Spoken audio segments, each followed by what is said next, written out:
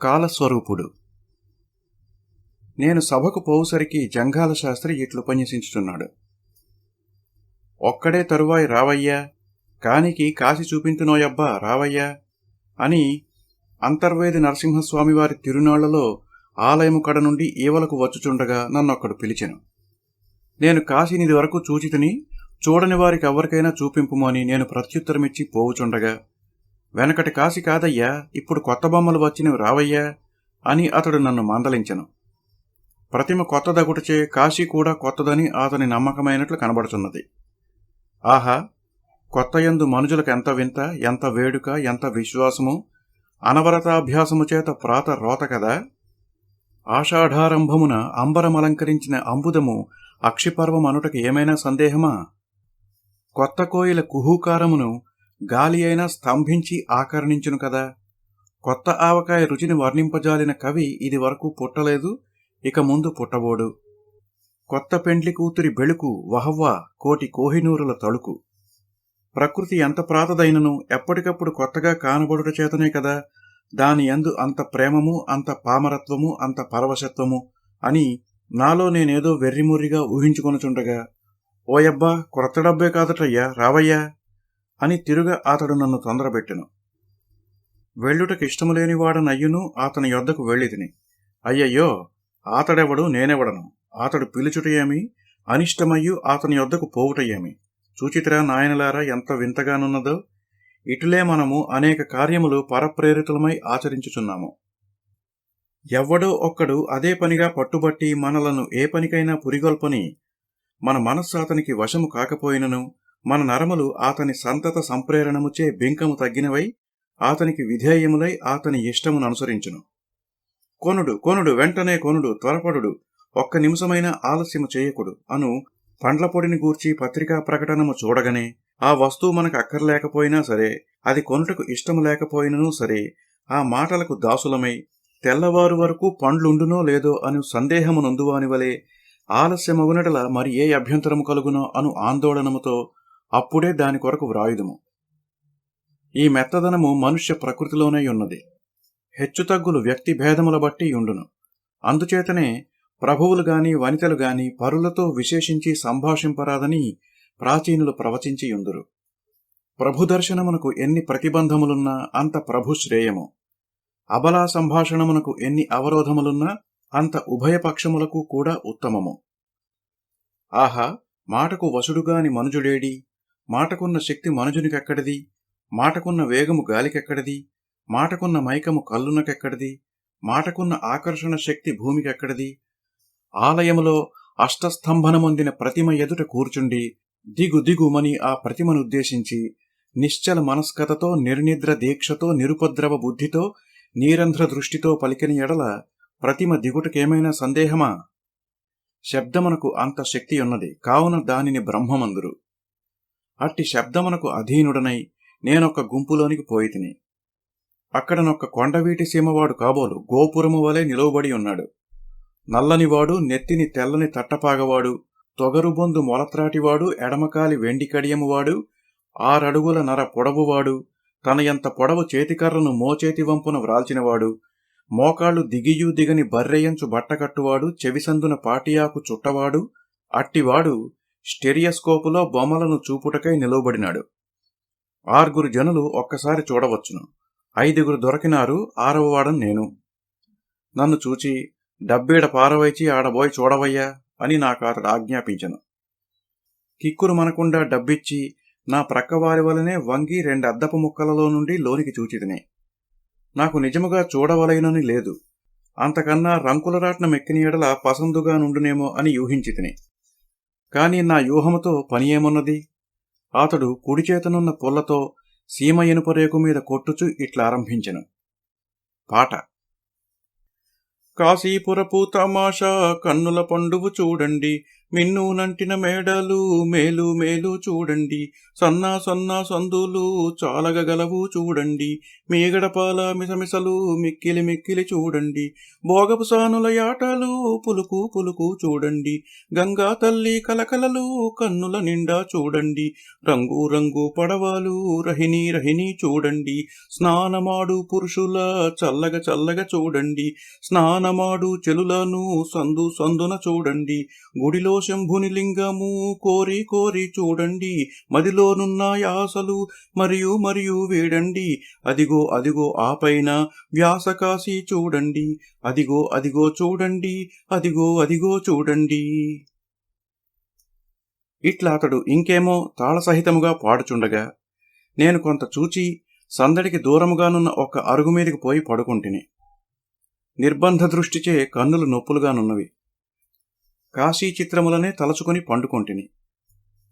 ఒక స్వప్నము వచ్చినది.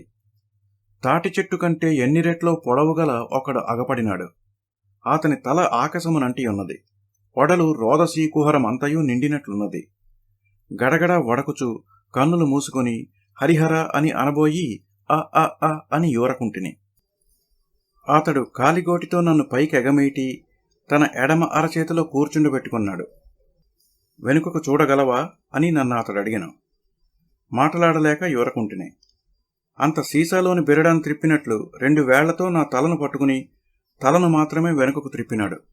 అయ్యయ్యో, వీపే వైపుననున్నదో మొగం ఆ వైపుననున్నది. ఏమి చేయగలను? ఏ వైపుననున్ననేమి, తల ఇప్పటికిట్లు నిలిచి ఉన్నది కదా అని సంతసించితిని.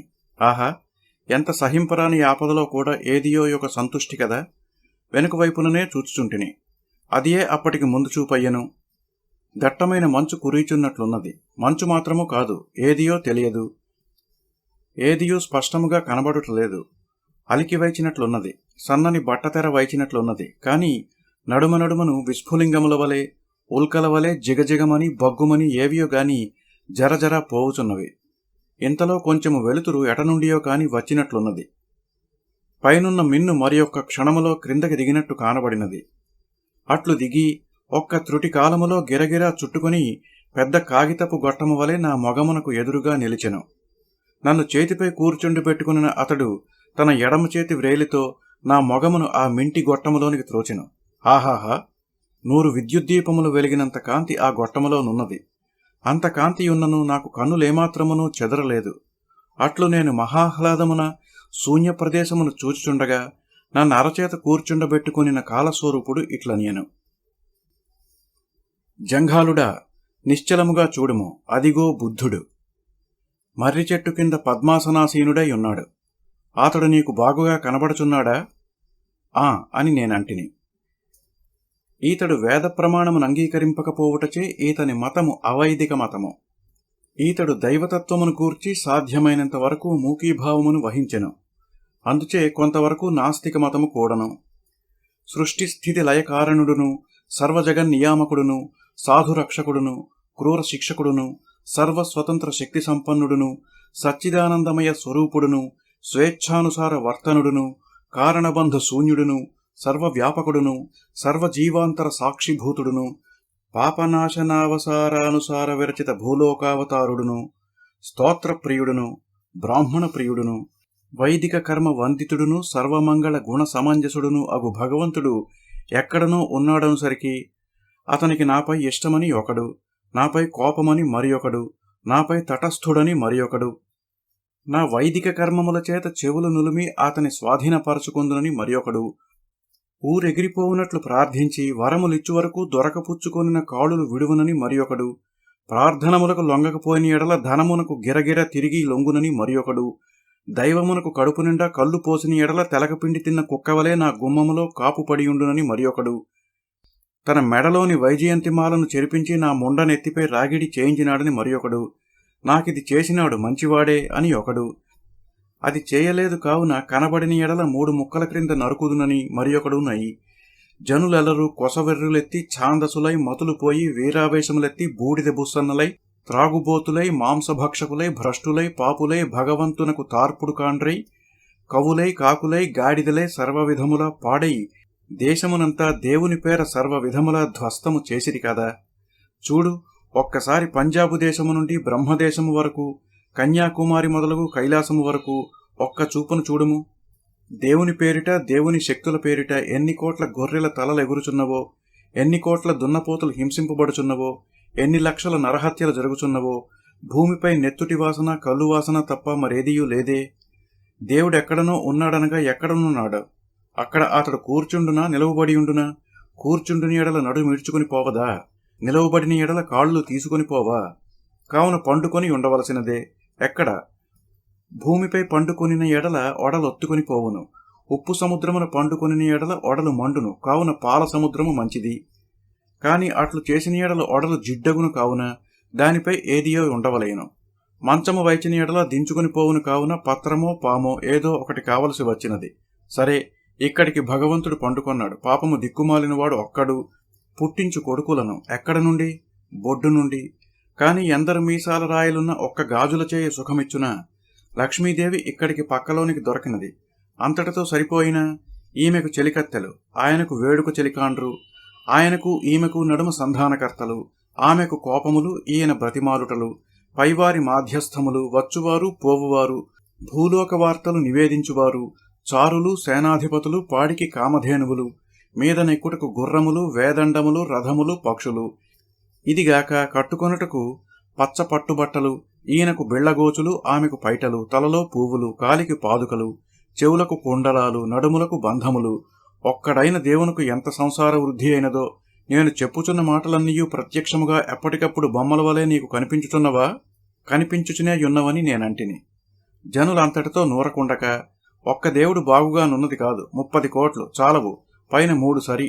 ఈసారి మంచిది. వీరందరూ ఎక్కడనో నుండనేలా? భూలోకమునకు దింపిన మంచిది కదా. పాపము వచ్చినారు, రాకేమి చేయుదురు? గర్భాలయములలో వేదఘోషములతో పూజలు, మండపములలో మంత్రయుక్తములుగా వివాహములు, పల్యంకికలపై నూరేగింపులు, పగలు పదే పదే పరమాన్నములు, చిత్రాన్నములు, సాయంకాలమున ఫలాహారములు, క్షీరపానములు, చిట్టిగారెలు, తాంబూల చర్వణములు, తర్వాత గర్భాధానములు. అంతటితోనైనా సరిపోయినదా? ఎక్కడనో గుళ్లలోనే భగవంతుడుండనేలా? మా వంట ఇంటిలో నేలయుండకూడదు? ఈ దేవునికై పూజారి కొరకు నిరీక్షించి యుందునా అని తలచుసరికి ఇంటింటా దేవులు, నర్మద బాణములు, రామబాణములు, మదనగోపాలమూర్తులు, హయగ్రీవమూర్తులు, ఉగ్ర నరసింహమూర్తులు. గృహాధిపతికి ఒక్క దేవుడు, ఆమె సవతియత్తకొక్క దేవుడు, బంగారు సంపుటములో 14 దేవులు. నా దేవుడు స్వయంభువు, నీ దేవుడు బేతాళము. నా దేవుడు శాఖాప్రియుడు, నీ దేవుడు మాంసభక్షకుడు. నా దేవుడు ఘనుడు, నీ దేవుడు నీచుడు. నీ దేవుడు నా దేవుని కాళ్ళు లొత్తుటకైనా పనికిరాడు. నా దేవుడు నీ దేవుని చూచుటతోనే ప్రాయశ్చిత్తము చేయించుకొనవలెనని జనులు ఈ రీతిగా అసూయా పిశాచావిష్టులై, ఆగ్రహాతిరేకులై, దైవము పేరు పెట్టుకుని ఎన్నెన్ని విధముల పాడేరో చూచుచున్నావా? దేవుని పేరిట, అమ్మవారల పేరిట ఎన్ని లక్షల మనుషుల కుత్తుకలెగిరినవో, ఎన్ని కోట్ల నోరులేని జంతువులు తెగనరుకబడుచున్నవో, ఈ దేశమున దినమునకు ఎన్ని కోట్ల గూనల కళ్ళు జనులు దైవప్రీతి కొరకు త్రాగుచున్నారో, అందువలన ఎన్ని సంసారములు మాసిపోవుచున్నవో, ఎన్ని మహా దుష్కృతములు జరుగుచున్నవో చూచితివా? దైవమూలముగా ఇట్లు పెరిగిన యజ్ఞాన దుష్కృత రాశి ముందు హిమవత్ పర్వతమెంత? జీవహింస వలన దొరగిన రక్త ప్రవాహముల ముందు సింధు గంగా బ్రహ్మపుత్రుల వరదలెంత?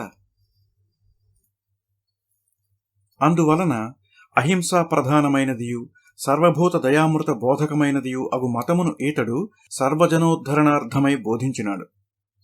దేవుని పేరెత్తనైనా తగదు. వేదములను త్రోచివేచినాడు, భక్తిని బహిష్కరించినాడు. ఇంక కావలసినదేమి? జనులకు ఎంత బరువు తగ్గినది?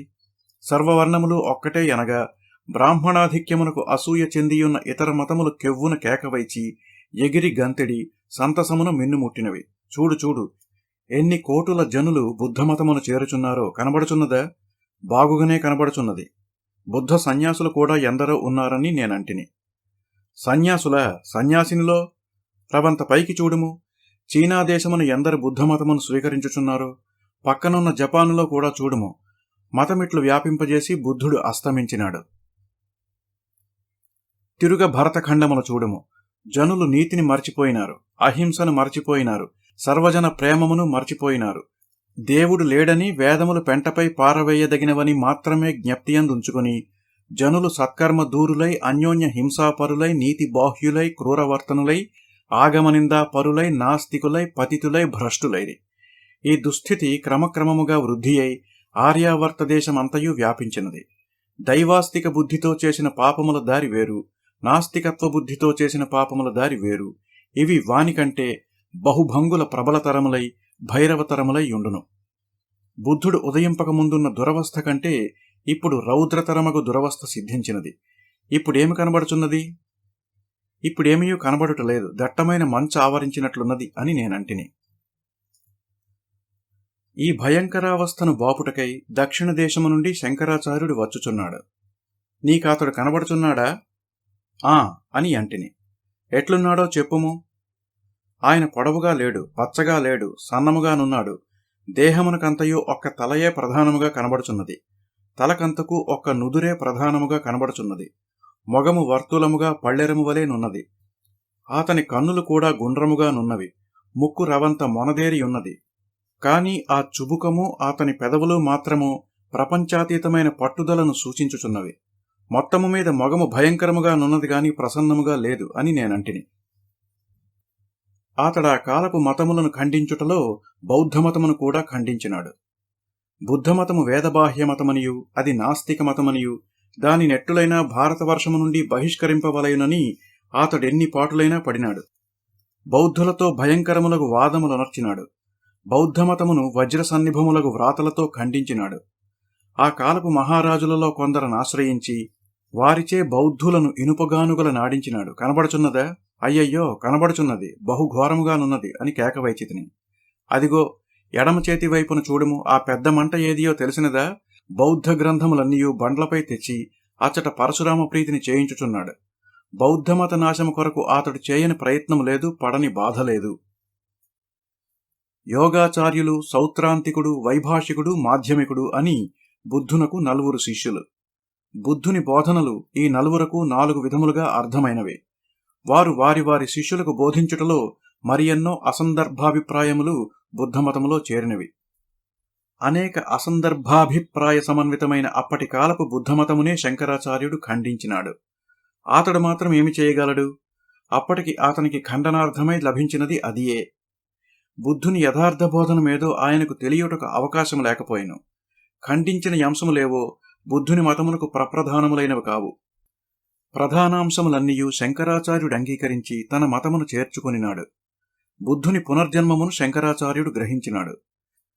బుద్ధుని జీవాత్మ మిథ్యాత్వమును శంకరాచార్యుడు పరిగ్రహించెను. బుద్ధుడు భక్తిని సమూలముగా త్రోచివైచినాడు. శంకరుడు దానికి ప్రాముఖ్యమియ్యలేదు. బుద్ధుడు జ్ఞానమే ముక్తి సాధనమని చెప్పినాడు. శంకరుడు దానినే తీసుకొనిను. ప్రపంచము మిథ్యయని శంకరుడు చెప్పినాడు. బుద్ధ శిష్యుడగు మాధ్యమికుడు ఆ మాటను ఇదివరకే చెప్పినాడు. తుదకు బౌద్ధమతమునే ఈశ్వరావలంబనమిచ్చి వేదములపై నిలువబెట్టి శంకరాచార్యుడు అద్వైతముగా మార్చినాడు. అందువలననే అద్వైతమునకు ప్రచ్ఛన్న బౌద్ధమతమను పేరు వచ్చినది. శంకరుడు అవతార సమాప్తి నొందినాడు. ఎక్కడ చూచినా జ్ఞానులే, ఎక్కడ చూచినా జగన్మిథ్యావాదులే, ఎక్కడ చూచినా వేదాంతులే, అందరూ బ్రహ్మములే. ఈ బ్రహ్మములు బ్రహ్మవాదినులు కూడా మతములలో చేరి జ్ఞానదార్ఢ్యమునకై గంజాయి త్రాగుట, త్వమేవాహమ్మను శృతిని సాచరణముగా అనుభవములోనికి తెచ్చుటకై శరీరైక్యమందుటయు జరుగునారంభించినవి. ఏమని మఠములో అడుగువాడు లేడు, అడుగువాడు లేడు, అడుగుబడువాడు లేడు, అడుగునట్టిదియూ లేదు. కర్త లేదు, కర్మము లేదు, కార్యము లేదు. కాని సన్యాసులకు గంజాయిచే దగ్గులు, యోగినులకు గర్భముచే కక్కులు, వేదాంతులకు స్వపరద్రవ్యభేద శూన్యతచే సంకెళ్ళు, బ్రహ్మవాదినులకు శిశుహత్యలచే ప్రాణపు పోకడలు. ఇట్లు శంకర మతావలంబులెందరో కపట వేషధారులై, జ్ఞానశూన్యులై, వ్యభిచార పరాయణులై, దొంగలై, నరహంతలై, భ్రష్టులైపోయిరి. జడలు నెత్తికి అంటించుకొనగలరు గాని జ్ఞానము మదికి అంటించుకొనగలరా? ఒడలికి విభూతి పూసికొనగలరు గాని చిత్తమునకు విరాగమును కలిగింపగలరా? యజ్ఞసూత్రం అట్టే యోడదీయగలరు గాని యాశాపాశమట్లు లాగివేయగలరా? అహం బ్రహ్మ అని నోట ననవచ్చును గాని అట్లు అనుసంధింపవచ్చునా? మంచి మార్గం ఎవడైనా కనిపెట్ట దానిలోని ఉత్తమావస్థను చేరితిమని కల్లరులు కపటులు నటించి నటించి తుదక మార్గమునకు కూడా అపయశస్సును చేకూర్తురు. జనులు తెలియక కపటిని గౌరవించుటతోడనే ఓ అన్నియూ వేషములే, అన్నియూ నటనములే, అన్నియూ మర్మములే, అన్నియూ మాయలే, అన్నియును కనికట్టులే, అన్నియూ గారడులే తిరుగ ప్రజలు మహా దురవస్థలోనున్నారు. ఎవడైనా వచ్చి యుద్ధరించిన గాని బాగుపడునట్లు లేదు. ఇప్పుడు నీకేమైనా కనబడుచున్నదా? ఏమీయూ లేదు, దట్టమైన మంచు కురియుచున్నట్లున్నది అని నేనంటిని.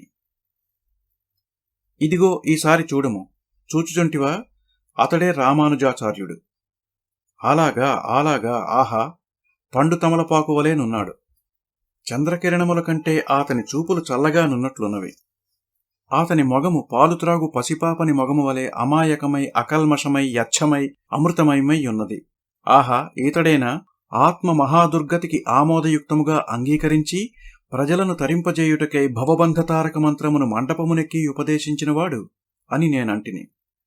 మండపము కాదు, మాధవస్వామి గోపురము. అదిగో అతడా గోపురం ఎక్కుచున్నాడు, కనబడుచున్నదా? సార్వజనీనానురాగ సంయుక్తుడగు అతని హృదయమునకు అద్వైతమెక్కినది కాదు. జగన్మిథ్యాత్వ తర్కము మెదటికి సాధనముగాని హృదయమునకు బోధనము కాదని అతని నమ్మకము. అదీగాక పరబ్రహ్మమునకు అజ్ఞానాచ్ఛాదనమును అద్వైత బోధనము అతనికి మహాభయంకరముగాను మహాపరాధముగాను కనబడెను. అహం బ్రహ్మానుసంధానం అట్టిదే అని అతని నమ్మకము. ముక్తికి తలకంటే హృదయం ఎక్కువ తోడుపడునని అతని విశ్వాసము.